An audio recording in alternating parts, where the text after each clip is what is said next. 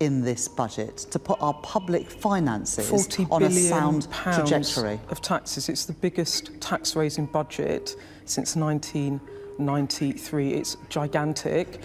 And you said before the election no plans to raise taxes or the preempted beyond the £8 billion that you had earmarked. So a lot of people out there are going to be quite shocked today. Well, in the decisions that we've made in the budget today, I accept that this is a big and a substantial budget. But it wasn't the budget that I was. It wasn't the budget straight with them. It wasn't the budget that I was expecting to deliver when I became Chancellor on the 5th of July. I didn't think that any government would be so reckless to have £22 billion of You've lifted taxes by commitments. £40 billion. I absolutely recognise that. In our manifesto, we had commitments of £8.5 billion. In addition, as I said, there's a £22 billion black hole which recurs every Chancellor, year. Even if you After years in the political wilderness, Labour returned to power, riding a wave of hope and aspiration. The voters, weary of austerity and yearning for change, placed their trust in Keir Starmer's promises of a fairer, more equitable society. Rachel Reeves, the newly appointed Chancellor, became the architect of this bold vision, a beacon of economic competence and social justice. Her every word was scrutinised, her every move was analysed as the nation held its breath, daring to believe in a brighter future. Labour had inherited an economy battered by years of Conservative mismanagement, but the public's faith in the party's ability to deliver remained unshaken. Reeves, a formidable intellect with a steely determination, seemed unfazed by the enormity of the task ahead. But what we are seeing is a complete deviation from what Reeves and the Labour government promised the electorate. Now, this interview provided a stage for dramatic confirmation, a public reckoning that would test Labour's capability. Ensure you watch this video till the end as we take you through what happened in this dramatic interview. Well, I'm really proud to have worked as an economist at the Bank of England before I became a Member of Parliament, and also in financial services at Halifax Bank of Scotland. I've got the experience to do this job as Chancellor of the Exchequer, as well as the 14 years as I had as a Member of Parliament, chairing the Business Select Committee and as Shadow Chancellor. People should judge me on the job that I do, fixing the economy, fixing the mess that we inherited from the Conservative government.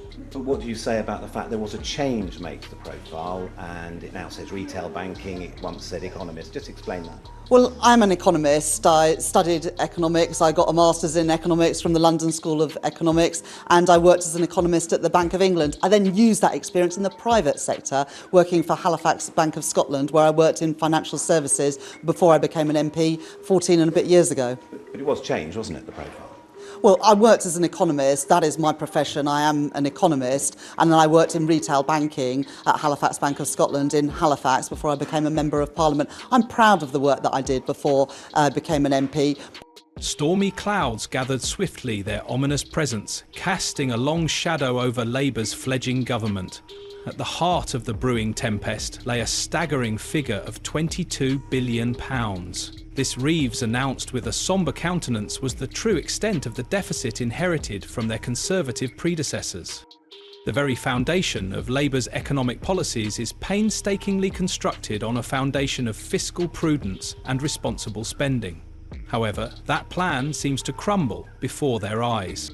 I think Rachel Reeves has gone about it the wrong way, because you cannot talk down the country and the state of affairs to the degree she is doing, because what happens? Businesses and industry do not invest. Consumers will not buy. So I think she's lost consumer and industry confidence. So you cannot grow the economy like that. You cannot grow the economy by also investing millions and millions of pounds into public sector pay rises. It's been proven that does not grow the economy. And to wait and see, obviously, if it feeds through. But it's not immediate growth, this is it. Yeah. This is why she's got to talk up Britain to get people investing. And her policies, the fact that millionaires are leaving Britain, is not a good sign for growth. So I think the political message is so mixed. But also, I think, Rosie, as well, I mean, look at the first 2 quarters this year. We, as Britain, we was top with America on the GDP out of the G7. So we was top. The opposition, sensing blood in the water, launched a scattering attack, accusing the party of gross incompetence and economic illiteracy. But Reeves has remained defiant, and her voice unwavering as she defended her government's records. She maintained her stance, claiming that the deficit was not a result of Labour's missteps, but an effect of a toxic legacy of Conservative mismanagement. Years of austerity, of slashing public services to the bone, have left the nation's finances in a perilous state. The £22 billion deficit, Reeves argued, left Labour with no choice but to balance the books. Sacrifices had to be made. She unveiled a series of tax increases to replenish the nation's coffers. The very policies Labour opposed before coming to power were now being implemented. Working families felt the full force of Labour's broken promises. The tax hike became a symbol of betrayal and disillusionment, facing a barrage of criticism. But Reeves remained steadfast in her defence of the controversial budget. Her voice, though, laced with a hint of weariness, never stopped. But it was clear that the pressure was getting to her as she parried questions from the indignant TV host. The message was clear. Labour has pushed itself into a coma and is struggling to find a way out. Even as Reeves continued to blame the previous government's reckless policies as the reason for the struggling economy, some questions need answers. Was Labour left with a poisoned chalice? Is the £22 billion the only reason for the tax hike? And nowhere in that report, nowhere, does it mention £22 billion. Frankly, many people were shocked by the initial £22 billion figure mentioned earlier, especially those unfamiliar with government finance complexities. At first glance, the number seemed uncertain and unclear, raising questions about its origin. However, a closer review of the reports, particularly the second page, revealed that even the Treasury's most generous interpretations identified a gap of only £9.5 billion. This huge discrepancy has led to questions. Before the elections, Reeves was called Mrs. Stability. In the wake of the mini-budget under Liz Truss, said that Labour was the party that would deliver financial stability and lower the cost of borrowing. However, in the last few days, the story has become completely different. The value of the pound has fallen and the amount the government has to pay to borrow money from the international market has risen to £12 billion. Yes, the amount the government has to pay to service the debt of the country has risen to new heights since the budget was announced by Rachel Reeves. It seems to be that things have not gone in the direction that the Chancellor would like. How far have things gone south? Well, since the budget, the amount the government has to pay just to service the debt of this country has risen to £12 billion. That's billion with a B. Yes, the government is now having to shell out £12 billion more than it previously thought it would, simply to service its own debt. The result is that the government now pays £1 billion more than in previous years to service its debt. So it didn't help that Reeves raised £20 billion extra borrowing in this year's budget. Shockingly, by the end of her budget forecast, the borrowing will be £40 billion. While the tax of her first budget has made the most headlines, the borrowing is worth talking about too. Of course, Rachel Reeves changed the debt rule to enable her to borrow more, and that is exactly what she did. Tens of billions more in borrowing, which raises the taxes to unprecedented heights. The one job that I've always wanted to do is to be Chancellor of the Exchequer. I was an economist at the Bank of England for many years before I became an MP. I worked in financial services.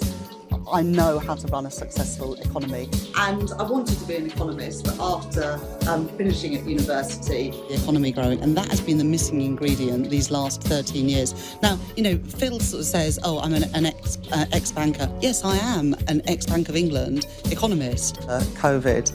I mean, what a nightmare. So I have 45 minutes, basically, to prepare my speech. Now, my background is as an economist, and I think I put that to good use. I first came to Washington, as you said, a little over 20 years ago. As a young economist at the Bank of England, I was seconded to the British Embassy here in Washington. And I always feel that every generation of women are sort of standing on the shoulders of those who have gone before us. But it also made me reflect that in all my time working as an economist at the bank and in the private sector, I spent the best part of a decade as an economist at the Bank of England. Granted operational independence to the Bank of England. I started my career as an economist at the bank. things that add up. You know, I started my career as an economist at the Bank of England. I know how important it is to have low and stable inflation and predictable interest rates. When I worked at the Bank of England as an economist, those are things that I would take into this job as Chancellor. The numbers have always got to add up. Labour's economic plan under Reeves has gone belly up and nobody is sure if it can be salvaged. And as the interviewer continued to ask Reeves fundamental questions about the economy, you could see the Chancellor struggling to come up with satisfactory answers. After the interview, the backlash was swift, with many wondering how she became the Chancellor without a deep understanding of the economy.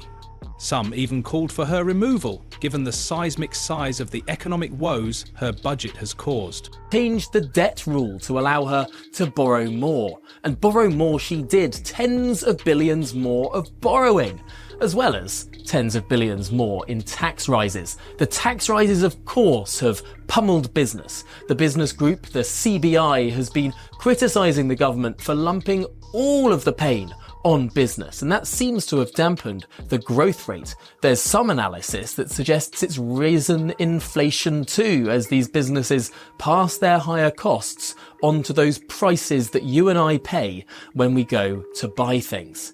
So what then happens? What happens next? Well, business has... Overall, it is safe to say that Labour is now in an unthinkable battle with the working people they claim to represent.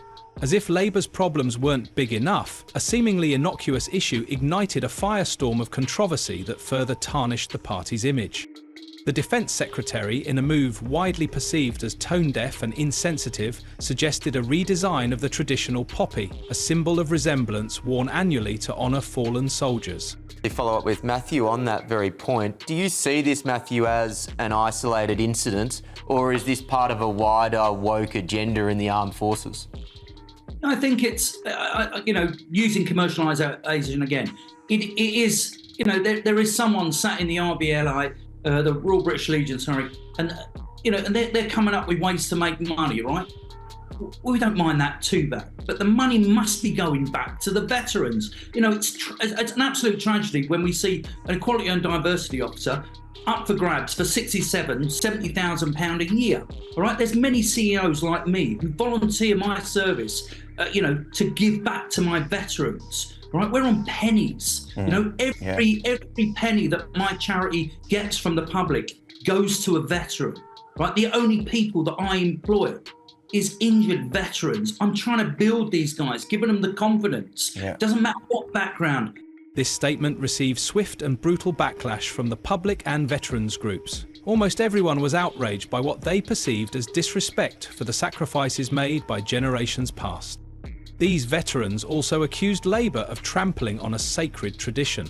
The media, sensing a scandal of epic proportions, amplified the outrage, and the issues quickly became a full-blown national crisis. The poppy design scandal, though seemingly trivial in comparison to the economic challenges facing the nation, tapped into a deep vein of patriotism and national identity. It exposed the vulnerability within Labour's ranks, a perceived lack of understanding of the values and traditions held dear by a significant portion of the electorate. The litany of crises engulfing Labour lay a more fundamental issue, a perceived lack of transparency and honesty. Because she knows the British people are onto her. She's a liar. About her CV. And she lied on her CV. Yep. She... Some officials did it, apparently. Along with, yes, blame your staff. That's an appalling and dishonourable thing to do. Blame them for your mistakes. No, she's a reprehensible person. The electorate are onto her. She's conned them once by making a whole lot of pledges with Starmer, none of which turned out to be true. She conned business by schmoozing them before the election, saying we're friends of business, when in fact all they've done is penalise business. The biggest question is, how can Labour regain the public's trust? And can they show a sense of leadership that the electorates can support? For Reeves, it remains to be seen how she can recover from the fallout of this interview. What do you think of Rachel Reeves' performance since she became Chancellor? Do you think Starmer should remove her from office? What can Labour do to regain public trust in them? Let us know your thoughts in the comments section below. Thanks for watching, and see you in the next video.